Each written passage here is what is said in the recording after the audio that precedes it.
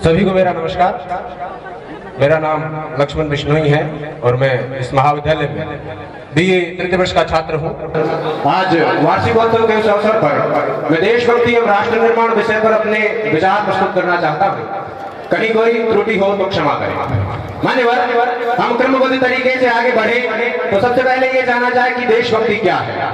देशभक्ति शब्द का शाब्दिक अर्थ देश के प्रति भक्ति का भाव है। सबसे पहले यजुर्वेद के वैप्राष्ट्र जागरया और अथर्ववेद के माता भूमि पुत्रो अहम पृथ्वी सुख में दृष्टिगोचर होने वाला ये भाव अलग अलग देश काल और परिस्थिति में अलग अलग तौर तरीकों से परिभाषित करना पड़ता है। प्राचीन मध्यकालीन और वर्तमान भारत के कुछ उदाहरणों से मैं अपनी बात स्पष्ट करूंगा।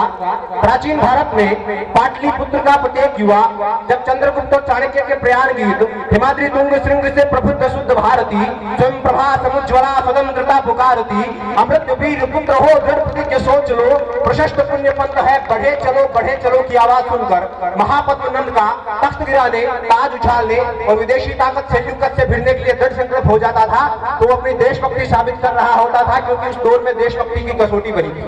उसके बाद मुगलिया सल्तनत काल में तत्कालीन हिंदुस्तान के एक छोटे से राज्य मेवाड़ के राजा महाराणा प्रताप अजीम और शान तख्तो ताज के मालिक चिल्ले राही शहंशाहों के शहंशाह बादशाह जलालुद्दीन मोहम्मद अकबर की अधीनता स्वीकार कर देने से मना कर देता था। माणिक मणिमय सिंहासन को कंकड़ पत्थर के कोनों पर लुटा देता था।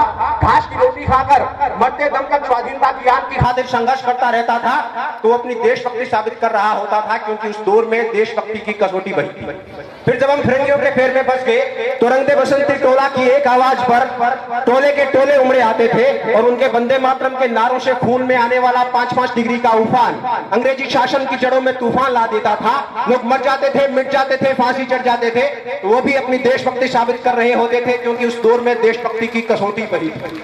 उसके बाद 62, 65 और 71 के युद्धों में अपने सुहागों को गंवा देने वाली औरत जब घर के हाल ये हो जाते थे कि प्यार भी भरपूर गया, मांग का सिंदूर गया, नन्हे नोनी हालों की लंगोटियां चली गई, बाप की दवाई गई, भाई की पढ़ाई गई, छोटी छोटी बेटियों की चोटियां चली गई। ऐसा एक विस्फोट हुआ पता ही चला नहीं, पूरे जिस्म की ही कई बोटियां चली गई। और आपके लिए तो एक आदमी मरा है साहब, किंतु मेरे घर की तो रोटियां चली गई वाले हालात पैदा हो जाने के बाद भी अपने बेटे को 99 के युद्ध में सरहद पर दुश्मनों की धज्जियां उड़ाने के लिए भेज देती थी और उसे खत लिखाकर भेजा करती थी कि अम्मा ने खत लिखा चाव से, पुत्र न मेरा दूध न जाना, 1 इंच पीछे मत हटना, चाहे इंच इंच कट जाना। तो माताएं, बेटे और पूरा परिवार अपनी देशभक्ति साबित कर रहा होता था, क्योंकि उनके लिए देशभक्ति की कसौटी वही थी। फिर 25 जून 1975 को जब भारतीय लोकतंत्र को 28 वर्ष की भरी जवानी में इमरजेंसी के चाकू से हलाल किया जा रहा था, तभी संधेरी कोठरी रूपी हिंदुस्तान के रोशनदान लोकनायक जयप्रकाश नारायण की एक आवाज पर संपूर्ण हिंदुस्तान के युवा पीठ पर लाठी खाकर संपूर्ण क्रांति का बिगुल बजा रहे होते थे तो वो भी अपनी देशभक्ति साबित कर रहे होते थे, क्योंकि उनके लिए देशभक्ति की कसौटी बनी थी। इन 5 उदाहरणों से इतना तो स्पष्ट है, इतना तो तय है कि पहले की दौर की देशभक्ति बड़ी कठिन हुआ करती थी। तब देश बलिदान मांगता था, तब देश लड़ जाने को कहता था, तब देश भिड़ जाने को कहता था, तब देश मर जाने को, मिट जाने को, फांसी चढ़ जाने को कहता था। लेकिन आज देश मर जाने को नहीं कहता, आज देश मिट जाने को नहीं कहता, आज देश लड़ जाने को, भिड़ जाने को, फांसी चढ़ जाने को नहीं कहता। मेरे विचारों में आज आप अपनी देशभक्ति को बड़े ही सरल ढंग से साबित कर सकते हैं। इतनी सरल भी नहीं कि फेसबुक और व्हाट्सएप पर डीपी को 3 रंग में रंगकर अपने आप को जिम्मेदारी से मुक्त मान ले। मेरा मानना यह है कि अगर आज आप अपना काम पूरी मेहनत, पूरी ईमानदारी, पूरी लगन और पूरी योग्यता के साथ पूरा करते हैं, आप अपने कर्तव्यों की पालना सही ढंग से करते हैं, तो आप सबसे बड़ी देशभक्त। वहीं अगर आप अपने काम में बेईमानी बरतते हैं, आप भ्रष्टाचारी हैं, आप अपराधी हैं, तो आप देशद्रोही हैं। अब बारी आती है राष्ट्र निर्माण की। राष्ट्र निर्माण राष्ट्र की उन्नति की दिशा में अनवरत चलने वाली एक प्रक्रिया है। जब जब यह प्रश्न उठता है कि राष्ट्र निर्माण कैसे हो, तो मुझे एक बहुचर्चित प्रसंग याद आ जाता है कि एक शरारती बच्चा अपने पिता को बड़ा परेशान कर रहा था, तो पिता ने उसका ध्यान कहीं और लगाने के लिए उसे भारत के फटे हुए नक्शे के कुछ टुकड़े दिए और कहा कि बेटा इन्हें जोड़कर देश बना कर ले आओ। पिताजी ने सोचा बच्चा बच्चा इसमें दिमाग लगाएगा, काफी वक्त लगेगा, तब तक मैं अपना काम कर लूंगा। लेकिन बेटा 2 मिनट के अंदर नक्शा तैयार करके लेके आ गया। तो पिताजी बड़े हैरान हुए, बोले बेटा तुमने ये कैसे कर लिया? तो बेटे ने जो जवाब दिया वही राष्ट्र निर्माण की आधारशिला है। बेटे ने कहा कि पिताजी नक्शे के दूसरी तरफ इंसान बना हुआ था, मैंने इंसान बनाया, हिंदुस्तान अपने आप बन गया। आज इस मिशन के भाव को साकार करने की महती आवश्यकता है।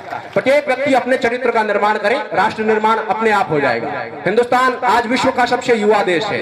हम विश्व के सबसे युवा देशों में प्रथम स्थान पर आते हैं। हमारी जनसंख्या का 65% जो भाग है वो युवा शक्ति है। हमें हमारी युवा शक्ति की सकारात्मक ऊर्जा का संतुलित उपयोग करना होगा। कहते हैं कि युवा वायु के समान होता है।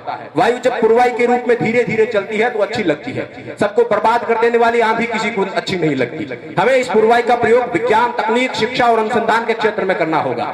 अगर हम युवा शक्ति का संतुलित उपयोग करेंगे तो हम विश्व गुरु ही नहीं अपितु विश्व का निर्माण करने वाले विश्वकर्मा के रूप में भी जाने जाएंगे। आज किसी शायर ने कहा है कि जिस ओर जवानी चलती है उस ओर जमाना चलता है। हमें इन भावों को साकार करना होगा। हमें अप दीपो भवे की अवधारणा को साकार करना होगा और अंधेरे को कोसने के बजाय दीपक जला देने की परंपरा की शुरुआत करनी होगी। इन्हीं शब्दों के साथ मैं अपने वाणी को विराम देता हूं। जय हिंद, जय भारत, वंदे मातरम। जोरदार करतब ध्वनि के साथ में कलाकार का स्वागत। बहुत ही प्रतिभा संपन्न ये युवा, और मुराद जी का जरा माल्यार्पण का जरा हौसला अफजाई। बहुत ये हीरो की खान है ये।